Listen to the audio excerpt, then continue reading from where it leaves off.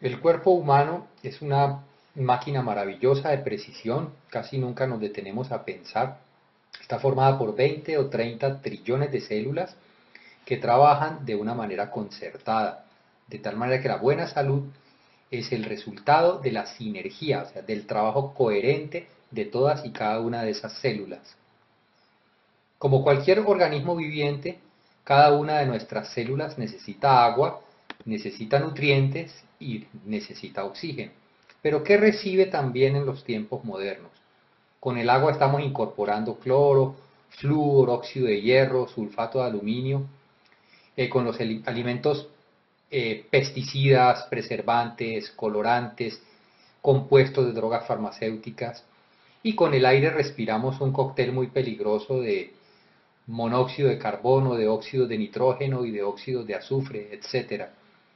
Desde que comenzó la revolución industrial 200 años atrás, hemos fabricado más de 112.000 productos que reciben el nombre de xenobióticos, que quiere decir ajenos a la vida. Y resulta que nuestros organismos sencillamente no saben qué hacer con muchas de esas moléculas que producimos y que estamos incorporando. Además se suma que cada vez estamos más expuestos a las radiaciones electromagnéticas. Esta información proviene de unos artículos del Departamento de Estado en Estados Unidos. Ellos hablan de más de 70.000 sustancias químicas artificiales en productos que usamos corrientemente y en la aparición e introducción a los mercados de 1.000 sustancias nuevas cada año. Podemos encontrar fácilmente alrededor de 700 químicos industriales en un cuerpo humano. Y en 2.500 exámenes de sangre se encontraron porcentajes muy altos de 148 productos químicos. Y la Escuela de Salud Pública de la Universidad de Columbia estima que el 95% del cáncer es causado por dietas que contienen cantidades excesivas de toxinas. Por un lado, estamos incorporando tóxicos. Es la moraleja de hasta dónde hemos avanzado. ¿Qué ocurre a nivel celular dentro de nosotros? Dentro de cada una de nuestras células hay unos organelos que se llaman mitocondrias. En esas mitocondrias se produce el combustible celular, que se llama adenosíntrifosfato, ATP. ¿A partir de qué? A partir de los metabolitos simples. Los metabolitos simples son simplemente los nutrientes que vienen de toda la digestión de los alimentos. Nosotros consumimos carbohidratos, consumimos proteínas, consumimos aminoácidos. El estómago, los ácidos del estómago y el proceso digestivo convierten, o sea, desmontan todas esas moléculas en moléculas más sencillas, las entregan a cada una de las células y a partir de esos metabolitos simples, como se conocen, las mitocondrias fabrican ATP, que es simplemente la gasolina de las células. El ATP es la principal forma de energía que utilizan las células para realizar su trabajo biológico.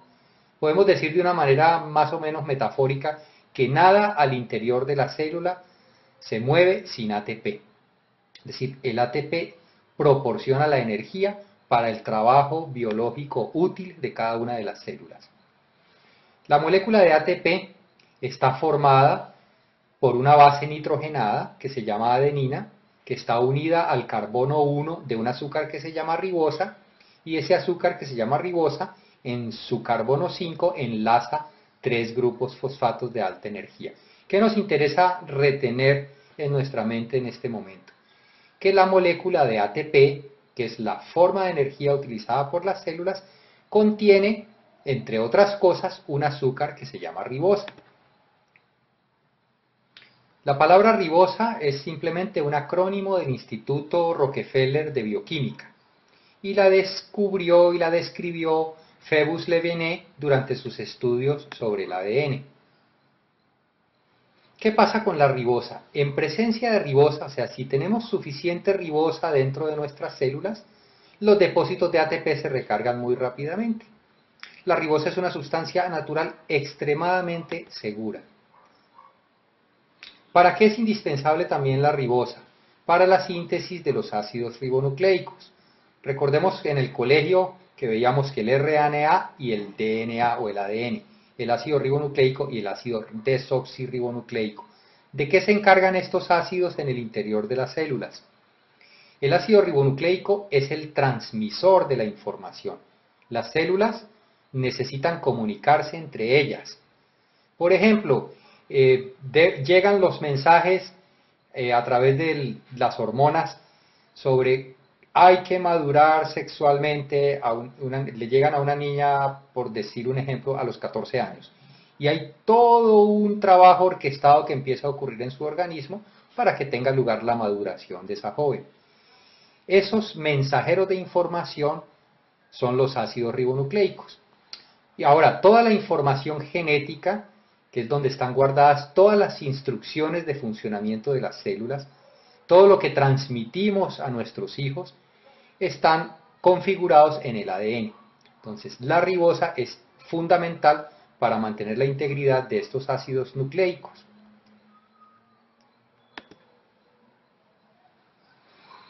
Ahora, en ese proceso de producir energía, las células convierten esos metabolitos simples en ATP y para eso necesitan oxígeno. Esa reacción química se llama oxidación. Durante la oxidación, algunos átomos del oxígeno que utilizamos, alrededor de un 5 o 7% de esos átomos, pierden un electrón y se tornan muy reactivos. Esos oxígenos tenían 8 electrones en su órbita externa, pierden uno, quedan con 7 electrones y se vuelven muy agresivos, con una capacidad muy grande de oxidar. Esos átomos de oxígeno reactivo necesitan robar un electrón para equilibrarse. Entonces, ¿qué empiezan a hacer alrededor? A causar daños. Estos átomos de oxígeno reactivo inicialmente reciben el nombre de radicales libres. Hay varias generaciones de radicales libres, cada vez más agresivas la una después de la otra. La primera generación de radicales libres se llama radical superóxido y son potencialmente peligrosos. ¿Por qué? Si no se neutralizan oportunamente, generan una reacción en cadena conocida como estrés oxidativo. El organismo tiene un balance muy delicado entre la oxidación y la reducción. En un proceso de oxidación, ¿qué ocurre? Una entidad química entrega electrones, o sea, pierde electrones. Esa entidad se oxida. La otra recibe electrones. Esa entidad se reduce. Ahora, el estrés oxidativo ocurre cuando la capacidad del organismo de neutralizar sus radicales libres es menor que la producción de esos radicales libres. Es decir, empiezan a ocurrir como pequeños fuegos dentro de la célula. Si esos fuegos no se apagan oportunamente, pues forman un incendio. El estrés oxidativo es el incendio que empieza a desbordarse dentro de nosotros mismos. Y ese estrés oxidativo puede dañar muchas moléculas de los lípidos, que son las grasas que cubren las membranas celulares, de las proteínas que hacen parte y de las proteínas que hacen parte del ADN. O sea, esos átomos de oxígeno reactivo que se conocen con el nombre de radicales libres y que empiezan a generar otros radicales libres más agresivos, le roban electrones a todas las estructuras del ADN y de las membranas celulares y empiezan a ocasionar daño en nuestro interior, daño celular. Este es un listado de especies reactivas de oxígeno y de especies de oxígeno y nitrógeno reactivas, es decir, de radicales libres, que arrancan como radicales superóxidos y van evolucionando hacia formas químicas cada vez más agresivas, cada vez capaces de causar daños más contundentes dentro de nuestras células. Leíamos que cada día nuestras células soportan el ataque de 10.000 a 1.000.000 de radicales libres. ¿Qué ocurre, por ejemplo, con un deportista? Un deportista de alto rendimiento o una persona que haga ejercicio intensamente en algún momento. Está utilizando 10 o 15 veces más moléculas de oxígeno. Entonces está produciendo 10 o 15 veces más radicales libres. Los buzos, por ejemplo, los buzos están respirando aire a presión. Cuando están a 10 metros están utilizando aire a 2 atmósferas, cuando están a 20 metros a 3 atmósferas. Entonces están utilizando mucho más moléculas de oxígeno que si respiraran normalmente en la superficie. Entonces, al menos teóricamente, están produciendo mucho más radicales libres. Los montañistas tenemos una presión parcial de oxígeno mucho menor en las alturas, porque la presión atmosférica es menor. Hay un fenómeno fisiológico que ocurre cuando estamos subiendo la montaña. Se llama respuesta hiperventilatoria a la altitud. Es decir, respiramos más veces para tratar de mantener nuestra presión de oxígeno arterial en unos niveles razonables. Entonces empezamos a consumir muchas moléculas de oxígeno y por lo tanto a producir mucho más radicales libres. Entonces, ¿qué ocurre cuando se desborda esa producción de radicales libres? Cuando esa producción de radicales libres desborda la capacidad del organismo de neutralizarlos, entramos en una fase de estrés oxidativo. ¿Y qué es el estrés oxidativo? El estrés oxidativo es el que dispara la inflamación. O sea, estrés oxidativo al final significa inflamación celular. Y muchas enfermedades comienzan como inflamación. Pensemos de dónde viene. Inflamación viene de la palabra latina flama, que significa fuego. La inflamación a nivel celular es como un fuego interior. Si esa inflamación no se neutraliza, no se apaga, sencillamente quema, destruye. ¿Qué ocurre cuando esa inflamación celular empieza a destruir las células y las células se ven obligadas a regenerarse una y otra vez y otra vez y otra vez?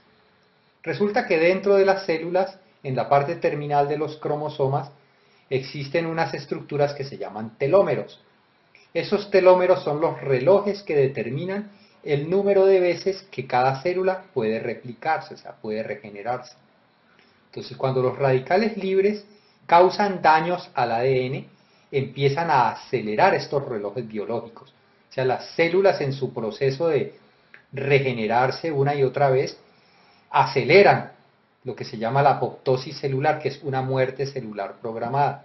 Cada célula tiene un programa en el cual le permite replicarse, regenerarse un determinado número de veces, como las 7 vidas del gato, para poner un ejemplo. Esas 7 vidas del gato se pueden consumir de una manera muy acelerada si estamos experimentando estrés oxidativo una y otra vez. O pueden simplemente gastarse de una manera mesurada y en tal caso tenemos un envejecimiento progresivo y no un envejecimiento degenerativo. El estrés oxidativo acelera los procesos degenerativos asociados al envejecimiento. ¿Por qué? Porque empieza a dañar las células, a obligarlas a regenerarse rápidamente una y otra vez y otra vez. ¿Qué daños genera el estrés oxidativo dentro del organismo? Puede promover la formación de tumores porque causa daños al DNA donde está guardada la información genética. Puede activar los ácidos procarcinógenos y puede alterar todos los sistemas antioxidantes del organismo, los que utilizan la vitamina C, los que utilizan la vitamina E. Hay ciertas emociones que también pueden desencadenar estrés oxidativo. Todos hemos experimentado cómo nos desgasta una angustia, cómo una rabia nos deja incluso con el sistema inmune bajito. Nos enfermamos fácilmente después de experimentar estrés, después de experimentar angustia. Pero, digamos, hasta ahora hemos tenido un panorama de cómo nos intoxicamos desde afuera y cómo también nosotros mismos producimos una forma de contaminación interior que se llama radicales libres. La naturaleza es muy sabia y ella balancea las cosas. O sea, para neutralizar los radicales libres, que son subproducto de nuestra producción de energía, y para desintoxicar las células, el organismo fabrica un antioxidante llamado glutatión. Le hemos puesto un antioxidante multipropósito porque cumple muchas tareas. El glutatión fue descubierto en 1888 por un científico francés, de Ray-Faidé. Sin embargo, nosotros no habíamos oído hablar de glutatión. Más adelante vamos a ver por qué, si es tan importante, no sabíamos nada de glutatión, más allá de las comunidades de científicos. El glutatión está formado por 3 aminoácidos: glicina, glutamina y cisteína. O sea, el glutatión se produce dentro de cada una de nuestras células. De esos 3 aminoácidos, glicina, glutamina y cisteína, la cisteína es escasa y es rara en los alimentos. ¿Qué hace el glutatión? El glutatión tiene la habilidad de entregar un electrón de hidrógeno y neutralizar muchas formas de radicales libres, sin convertirse él a su vez en un radical libre. Recuerden que hablábamos de esos oxígenos reactivos que han perdido un electrón y necesitan recuperarlo. La molécula de glutatión le entrega un electrón de hidrógeno y equilibra nuevamente esos oxígenos reactivos o esas otras formas de radicales libres. Pero a su vez, él no se convierte en un radical libre por perder ese electrón, porque inmediatamente se junta con otra molécula de glutatión, forma disulfuro de glutatión y mediante una reacción química que se llama, por el uso de una enzima que se llama glutatión reductasa, recupera otra vez su forma de glutatión reducido. Hay una medida de inflamación celular que es una ecuación, es la glutatión oxidado contra glutatión reducido. Si es más alto los niveles de glutatión oxidado, el organismo está experimentando un estrés oxidativo bastante intenso. ¿Qué sabemos sobre glutatión? Les contaba que no habíamos oído hablar de glutatión la mayoría de nosotros, pero sí habíamos oído hablar sobre vitamina C, sobre vitamina E. Por eso me sorprendió tanto cuando empecé a consultar la literatura biomédica. Hay una página en internet que se llama PubMed, donde se reseñan todos los artículos que producen los distintos grupos de investigación alrededor del mundo. Resulta que ayer hicimos la última consulta y hay sobre glutatión 102.880 artículos científicos. ¿Qué nos dice esa cifra? Si la comparamos con las cifras de investigación de antioxidantes, estos son datos de ayer, resulta que tenemos 102.309 artículos sobre glutatión. Y sobre vitamina C y sobre vitamina E, todos hemos oído hablar de la vitamina C y de la vitamina E, solamente hay 48.000 y 34.000 artículos respectivamente. ¿Por qué la medicina ha estudiado tanto el glutatión? ¿Por qué es tan importante? Entonces, permítanos compartir algunas habilidades del glutatión. ¿Qué hace el glutatión dentro de nuestro organismo? Resulta que el glutatión reduce las moléculas de hemoglobina para que recuperen su habilidad de transportar oxígeno a las células. Aquí reducir no significa hacer menos. Reducir es la contraparte de la reacción química de oxidación y reducción. Recuerden que en una reacción de oxidación, una entidad entrega electrones y otra entidad gana electrones. El que pierde electrones se oxida, el que gana electrones se reduce. Las moléculas de hemoglobina que están en los glóbulos rojos se encargan de tomar oxígeno desde los pulmones y repartirlo a todas y cada una de las células, y de tomar dióxido de carbono, que es un subproducto del metabolismo, de todas y cada una de las células y sacarlo nuevamente hasta los pulmones para que pueda evacuarse durante la expiración. Resulta que en este ciclo de tomar oxígeno, repartirlo, recibir dióxido de carbono y evacuarlo, las moléculas de hemoglobina sufren unas transformaciones.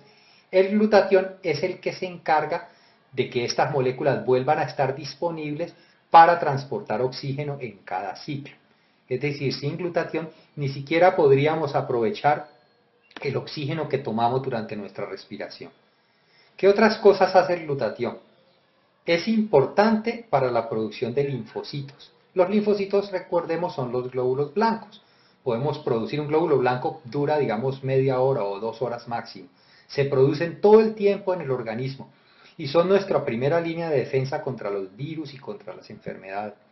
El glutatión es fundamental para que los glóbulos blancos, para que los linfocitos puedan cumplir con sus tareas. Y es importante para regular, para mantener óptima nuestras funciones inmunológicas. Una habilidad que nos llamó mucho la atención sobre el glutatión es que ayuda a evitar la oxidación de las grasas y por lo tanto la formación de placas en las arterias. Resulta que cuando las arterias se irritan por estrés oxidativo, empiezan a fijar grasa en las paredes. Empiezan a formar grasas a partir de lipoproteínas de baja densidad como el colesterol y los triglicéridos. Esas placas de grasa empiezan a estrecharlas y a impedir el paso eficiente de la sangre y son las causas de los accidentes cardiovasculares y cerebrovasculares. La otra cosa que ocurre es que en esas paredes irritadas de las arterias empiezan a formarse ateromas, que son depósitos de grasas oxidadas que en cualquier momento se revientan y producen coágulos. Entonces, ¿qué hace el glutatión? En un organismo con niveles óptimos de glutatión, las grasas no se oxidan y sencillamente los excesos de grasa se evacúan. En un organismo con niveles bajos de glutatión, las grasas se oxidan fácilmente y empieza a ocurrir este fenómeno de formación de ateromas, de obstrucción de arterias. Y si nos ponemos a mirar cuáles son los índices de mortalidad más altos, las causas de muerte más altas en Estados Unidos y también en nuestros países de América Latina, los infartos cardíacos o los accidentes cerebrovasculares están en primera línea. Otra habilidad del glutatión. Al combatir el estrés oxidativo, el glutatión disminuye los procesos inflamatorios. Habíamos visto que los procesos inflamatorios arrancaban como estrés oxidativo. El glutatión mejora el rendimiento deportivo porque disminuye los tiempos de recuperación y permite entrenar de una manera más intensa. El glutatión también combate la formación de ácidos carcinogénicos, retarda la formación de tumores y suaviza los efectos de la quimioterapia y de la radioterapia. El glutatión también ayuda a disolver la mucosidad y disminuye la inflamación de las vías aéreas en enfermedades obstructivas crónicas como el asma o como la bronquitis. El glutatión también ayuda a neutralizar los radicales libres que son producidos por la combustión del tabaco, por el humo del tabaco, y contribuye a desintoxicar fumadores. El glutatión desacelera los procesos de envejecimiento porque simplemente disminuye el estrés oxidativo y de esa manera puede contribuir a mejorar muchos signos y síntomas de algunas enfermedades neurodegenerativas propias de la vejez como Alzheimer, Parkinson y esclerosis múltiple. El glutatión también desintoxica ciertas sobredosis de drogas y una gran variedad de solventes, pesticidas y herbicidas. Nos llamó mucho la atención encontrar, por ejemplo, que el acetaminofén, que es un químico que se utiliza corrientemente para los dolores, sea tan tóxico. Encontramos muchísimos artículos sobre la toxicidad de acetaminofén. El glutatión también tiene la habilidad de quelatar metales pesados. Quelatar es como hacerlos inertes químicamente. Estos metales pesados como el mercurio, el cadmio, el arsénico y el hierro se acumulan en los tejidos. El glutatión los saca, los hace solubles en agua y facilita su excreción. Ahora, con un suministro adecuado de glutatión, los investigadores que desarrollaron maneras eficaces de incrementar los niveles de glutatión encontraron mejor respuesta al estrés oxidativo inducido por el síndrome de inmunodeficiencia adquirida o SIDA. Con niveles elevados de glutatión también se restauran algunas funciones del hígado y se mejora la protección contra las complicaciones de la diabetes. El glutatión tiene la habilidad de contrarrestar los efectos dañinos de los acetaldehídos que son producidos por el metabolismo del alcohol y que son los que causan la mayoría de los daños a largo plazo. El glutatión ayuda a evitar el cansancio y el dolor muscular que son característicos del síndrome de fatiga crónica. El hígado, los pulmones, el corazón y el cristalino son los órganos donde más glutatión se produce, se almacena y se recicla. La buena salud del cristalino depende de tener buenos niveles de glutatión en el organismo. El glutatión también protege contra la inflamación por gastritis, úlceras estomacales, pancreatitis y procesos inflamatorios de los intestinos, incluyendo las colitis ulcerativas y una enfermedad autoinmune que es la enfermedad de Crohn. La buena salud durante el embarazo y el parto y la lactancia requiere también niveles muy altos de glutatión. Una habilidad muy interesante del glutatión es que contribuye a proteger los tejidos del cerebro, previniendo los daños por radicales libres. El glutatión se encarga de reciclar la vitamina E, que es la que tiene la habilidad de reducir la acidez del cerebro. Ahora, el cerebro es el órgano que más recibe el ataque de radicales libres porque es el que más consume oxígeno y por lo tanto el que más radicales libres produce. La mala noticia es que nosotros producimos, nuestro organismo, cada célula nuestra produce niveles óptimos de glutatión hasta que tenemos alrededor de 20 años. A partir de allí empezamos a producir cada vez menos glutatión, más o menos un 10 o 15% menos por década, un 1% menos por cada año. Mientras tanto, los niveles de estrés oxidativo suben. A medida que nuestros niveles de glutatión disminuyen, estamos más susceptibles al ataque por radicales libres y al ataque por los tóxicos que estamos incorporando cada día. Hay otros factores que contribuyen al agotamiento del glutatión, como nuestra exposición a toxinas, a oxidantes, a drogas, a sustancias xenobióticas, los procesos de envejecimiento, la inflamación crónica, las infecciones como el SIDA, la hepatitis, las enfermedades crónicas degenerativas, la polución, la pérdida de sueño, el estrés y el alcohol. Y un efecto que no podemos subestimar es nuestra exposición a las radiaciones. Estamos tan expuestos a las radiaciones que nuestras células reciben todos los días un bombardeo constante. Y ese bombardeo tiene la habilidad, tiene la capacidad de desconfigurar algunas moléculas, de hacerles perder electrones, finalmente de producir radicales libres. Todos usamos televisores, dispositivos de comunicaciones, hornos microondas, etc. Muchas de estas radiaciones ionizantes pueden contribuir a generar radicales libres. Un factor que no podemos subestimar es lo que está ocurriendo con las dietas. Las dietas inadecuadas, especialmente el consumo de refritos hechos con aceites hidrogenados, pueden causar estrés oxidativo. Y estas dietas acidifican y provocan inflamaciones en el organismo. Los estudiosos de nutrición han empezado a llamar estas dietas inflamatorias. En resumen, hay más de 74 enfermedades asociadas a los bajos niveles de glutatión. Tenemos desde enfermedades cardiovasculares, pulmonares, neurológicas, oftalmológicas, inmunológicas, infecciosas, reumatológicas, oncológicas, dermatológicas. Si los niveles bajos de glutatión, esto está ampliamente documentado en la literatura médica, 74 o más enfermedades asociadas a los niveles bajos de glutatión. Ahora, ¿qué beneficios puede esperar un organismo al incrementar los niveles de glutatión?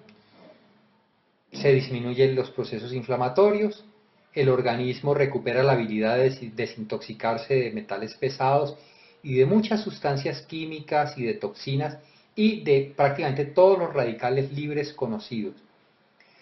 Los niveles altos de glutatión fortalecen el sistema inmunológico, incrementan los niveles de energía, aceleran la recuperación después del ejercicio extenuante, permiten incrementar los niveles de ejercicio, desaceleran los procesos de envejecimiento, mejora las funciones cardíaca, pulmonar, hepática y renal, incrementa la concentración y la claridad mental y mejora la recuperación del organismo durante el sueño.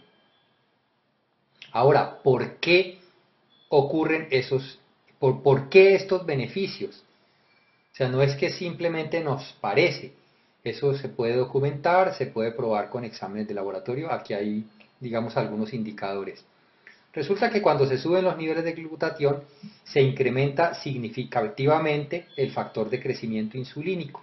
El factor de crecimiento insulínico está implicado en la desaceleración de la muerte celular programada.